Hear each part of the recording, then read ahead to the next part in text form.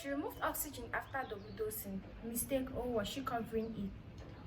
She's fine, the nurse said while my daughter's chest started jerking in front of me. The oxygen mask dangled from Riza's face, her lips parting like she was trying to catch something that wasn't there. We were in a hospital room, monitors beeping, machines steady, except suddenly they weren't. I stepped forward, put it back on, she can't breathe. The nurse didn't move, didn't even look at me right away. She doesn't need it, she said, calm like this was normal, like my 7-year-old wasn't gasping right in front of her. Before we continue, please hit the like button, subscribe to the channel, and turn on the notification bell for updates. The numbers on the monitor started dropping fast. I reached for the mask, but the nurse blocked me. Don't interfere. Then Riza's body jolted, and right as I tried to push past her, the door swung open. Dr. Patel stepped into the room, mid-sentence, tablet in hand, like he was walking into something routine. He stopped the second he saw her. Not me, not the nurse. Riza. His eyes flicked to the monitor, then straight to the mask hanging off her face. What's going on, he asked, already moving closer. She's stable, the nurse said quickly. Her voice didn't match what was happening in front of us. We're weaning her off oxygen. Weaning. I stared at her. No one said anything about that. Riza's fingers curled tighter against the blanket. Her breaths were uneven, too fast, too shallow, and every inhale sounded like it stopped halfway. The monitor dropped again. Dr. Patel's expression changed instantly. That's not in her orders. It was updated, the nurse replied, sharper now, like she was being challenged. Then show me, he said. But he didn't wait. He reached past her, grabbed the oxygen mask, and pressed it back onto Riza's face, turn it back on full flow. The nurse didn't move. For a second, just one, she stood there staring at him, then at me, like she was deciding something. Now, he repeated. She turned, adjusted the dial. The soft hiss of oxygen filled the air again. Slowly, the numbers began to climb. 90, 92. I let out a breath I didn't realize I was holding, but my eyes stayed on her because she wasn't watching Riza. She was watching the monitor too closely, like she was waiting to see if something didn't go back to normal. Dr. Patel glanced at the chart on the screen beside the bed, scrolling quickly. Then he paused. His finger hovered over a fresh entry, time-stamped just seconds ago. What is this? He said, quieter now. The nurse stepped forward. Just documentation. But something in his face shifted. Not confusion. Not concern. Something tighter. He looked back at her, then at the screen again, and his voice dropped. You documented that she tolerated being off oxygen? I felt my stomach twist. Because that wasn't just wrong, it was a lie. And the way the nurse went still told me one thing. She knew it too. Dr. Patel didn't raise his voice, but the room felt tighter the second he asked it. You documented that she tolerated being off oxygen? The nurse, Dana, I finally registered from her badge, kept her eyes on the screen. Yes, she maintained stable oxygen levels. No, she didn't. I said immediately. You just took it off. She started struggling right away. Dana's jaw tightened slightly like I'd crossed some invisible line. You're upset. It's easy to misread. I'm not misreading my daughter not being able to breathe. The monitor beeped again, steadier now, but still too loud in the silence that followed. Dr. Patel scrolled through the chart, slower this time. This entry says the oxygen was reduced gradually over 10 minutes. That didn't happen, I said. He glanced at me briefly, then back to Dana. Did it? It was adjusted, she said, in steps. No, I said again, shaking my head. It wasn't. The words overlapped, conflicting, and for a moment it felt like the room split into two versions of reality, hers and mine. And only one of us had authority. Dr. Patel exhaled slowly, then looked back at Riza. Her breathing was still uneven but improving. The numbers were climbing, but not fast enough to feel safe. What was her lowest saturation? He asked. She never dropped below 90, Dana said. 89, I said at the same time. Dr. Patel looked at the monitor history, tapping through the recent data. There it was, a dip, lower than what Dana had just claimed. He didn't comment on it directly, but I saw it register. Then he shifted slightly, changing direction. When did she have the earlier episode? He asked. I blinked. What episode? Dana answered before he could look at me. She had a brief respiratory dip earlier in the shift. She recovered quickly. I stared at her. No, she didn't. I've been here all day. You stepped out, Dana said, her tone controlled. For 5 minutes. It happened then. Dr. Patel's eyes moved between us again, not choosing sides, but definitely noticing the pattern. Contradictions, too many of them. He turned back to the chart, scrolling further up. There's a note here, patient-tolerated room air trial. That's standard documentation, Dana said quickly. But it has a timestamp, he replied. And that timestamp didn't match anything I remembered. Because there was no moment where anyone said, we're taking her off oxygen now. No warning, no explanation. Just her struggling. My chest tightened as the pieces started to feel off, not fully clear, but wrong enough to matter. Why wasn't I told? I asked, quieter now. If you were testing her breathing, why didn't anyone tell me? Dana didn't answer right away, and that silence felt louder than anything she'd said so far. Dr. Patel straightened slightly, his tone shifting more formal now. Parents should be informed before any change like that. It was minor, Dana replied. She stabilized. But he wasn't looking at her anymore. He was looking at something else on the screen. Something further down. His finger stopped. And this time, he didn't scroll past it. He leaned in closer. Then his voice dropped, more focused than before. This medication, he said slowly. Why was this given early? The room went still. I felt it instantly, that shift. Like we just stepped into something deeper than a disagreement. I looked at Dana. For the first time, she didn't answer right away. And that hesitation said more than anything else. Because now it wasn't just about the oxygen mask. It was about what happened before it ever came off. And why. Dr. Patel looked up at her, his expression no longer neutral. This wasn't scheduled for another hour, he said. Dana swallowed slightly. And then, finally, she spoke, but her answer didn't make things better. It made them worse. I adjusted the timing, she said, and something in the way she said it made one thing clear. That wasn't part of the plan. I adjusted the timing. The words hung there too casual for what they implied. Dr. Patel didn't respond immediately. He just stared at Dana for a second longer than normal, like he was deciding how serious this was. Then he looked back at the screen. This medication isn't flexible, he said. It's scheduled for a reason. It was within an acceptable window, Dana replied, but her voice had lost that earlier confidence. There was a slight edge now defensive, controlled. I stepped closer to the bed, my hand brushing against Riza's arm. Her skin felt warmer than before, but her breathing still not right. Too shallow, too forced. What medication? I asked. Neither of them answered right away. Dr. Patel tapped the screen once more. It's a respiratory depressant. The words hit instantly.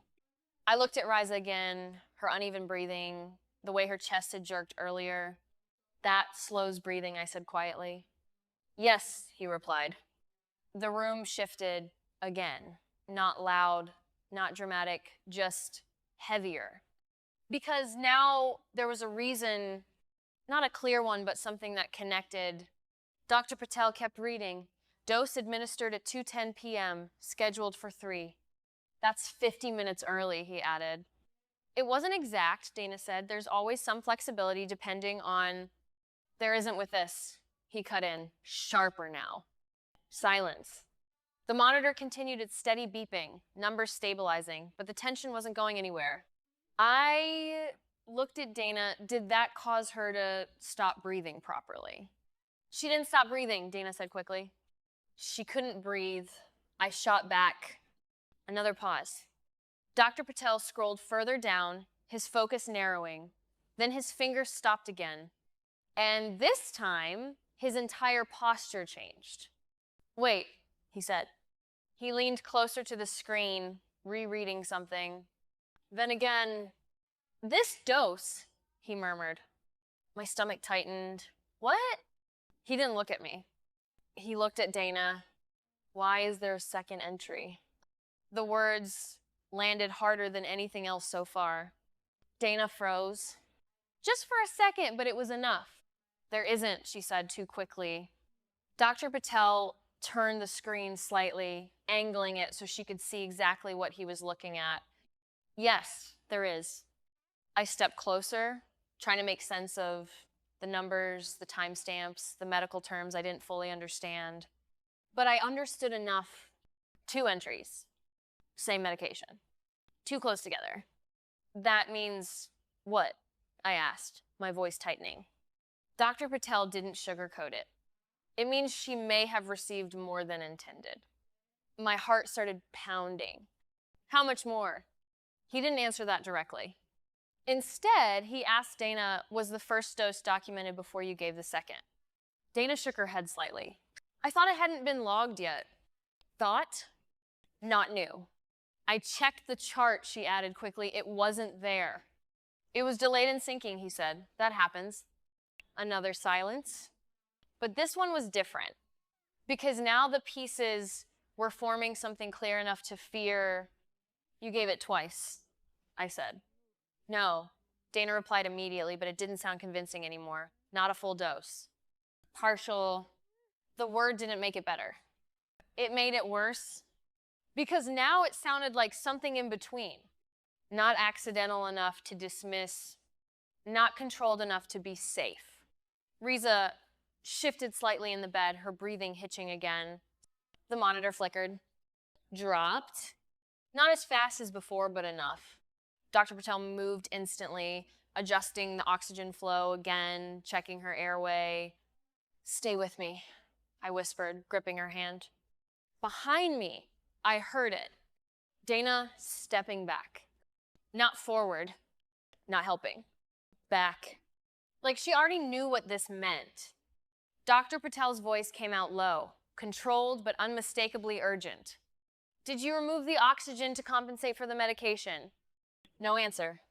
Dana, he pressed. Still nothing. And in that silence, the truth started to take shape. Just not all the way yet. Then suddenly, the monitor alarm spiked again. The alarm cut through everything sharp, relentless. Not a warning anymore, urgent. Riza's oxygen dropped again. Stay with me, baby, I said, gripping her hand tighter, my voice shaking despite trying to keep it steady. Dr. Patel was already moving, adjusting the oxygen, checking her airway, watching the monitor like every second mattered. Because it did? Call respiratory, he said, without looking up. Dana didn't move. She just stood there staring at the screen like she was frozen in place. I said, call them, he snapped, louder this time. That broke whatever hold she was under. She turned abruptly, reaching for the phone, but her hands weren't steady anymore. Numbers flickered. 88, 86. Not crashing, but not safe. I couldn't stop looking at Riza's chest.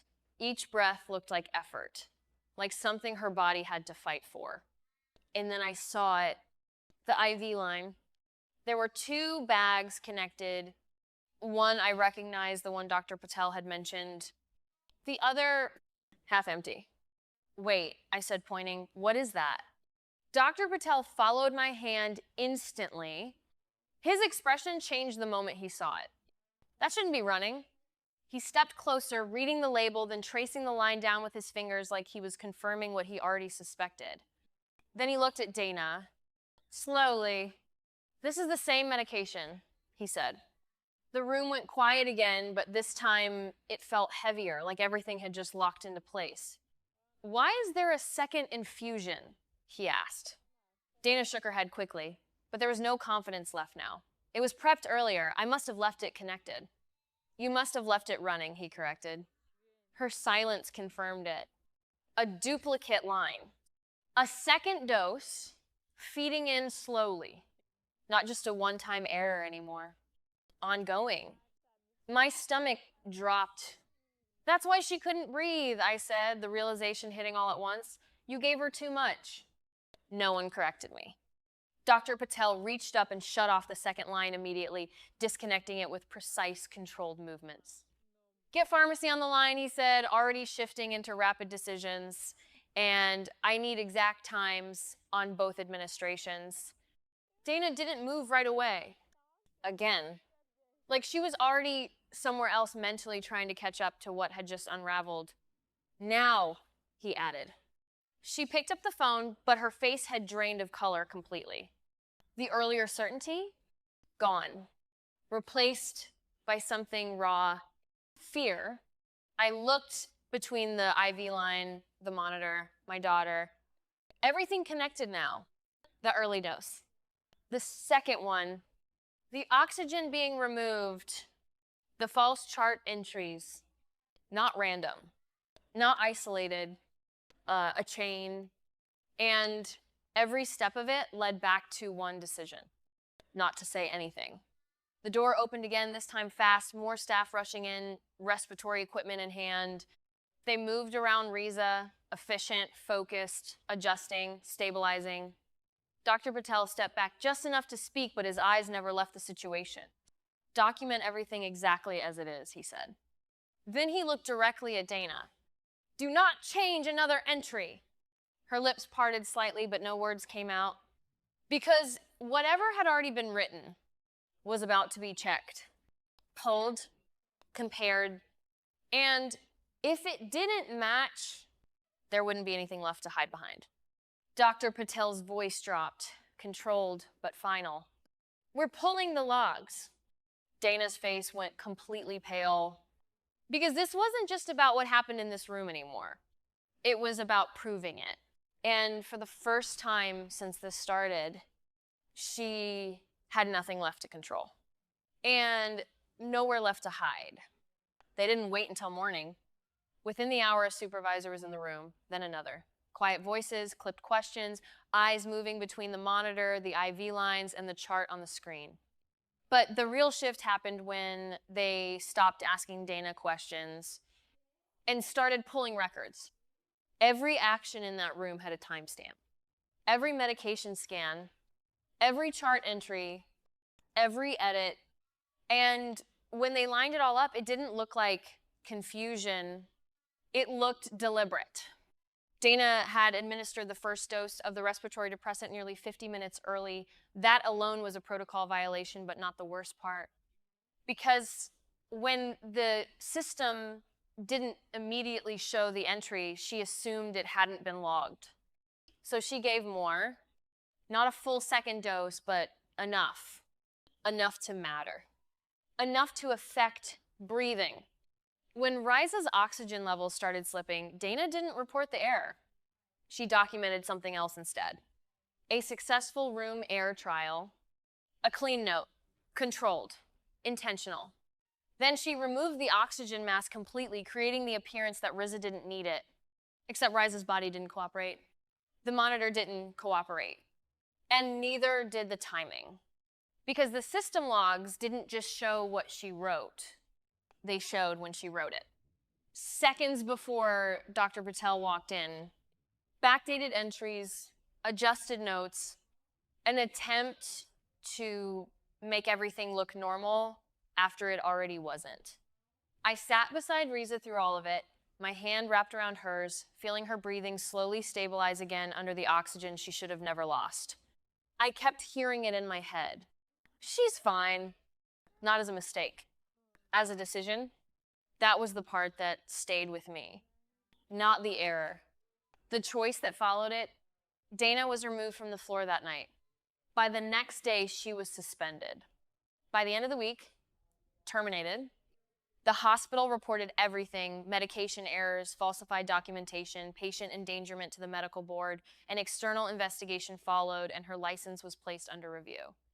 Dr. Patel documented every detail. He didn't soften it, didn't leave gaps. And the hospital didn't walk away untouched either. They audited their systems, tightened medication verification, required dual confirmation on high-risk drugs, new safeguards built from what almost happened. Because it wasn't just one mistake, it was how close it came to being hidden. A week later, Riza walked out of that hospital holding my hand, her energy slowly returning, like her body was catching up to everything it had been through. She didn't remember much, just that it was hard to breathe. I remembered all of it: the sound of the monitor dropping, the mask hanging at her side, the way I hesitated for half a second because someone in a uniform told me she was fine. I don't hesitate anymore. And as we stepped outside, air filling her lungs without machines, I realized something simple. The moment that almost took everything was the same moment that exposed it. Completely. Nothing hidden. Nothing left unresolved. Would you have trusted her or checked the monitor yourself? What did you notice?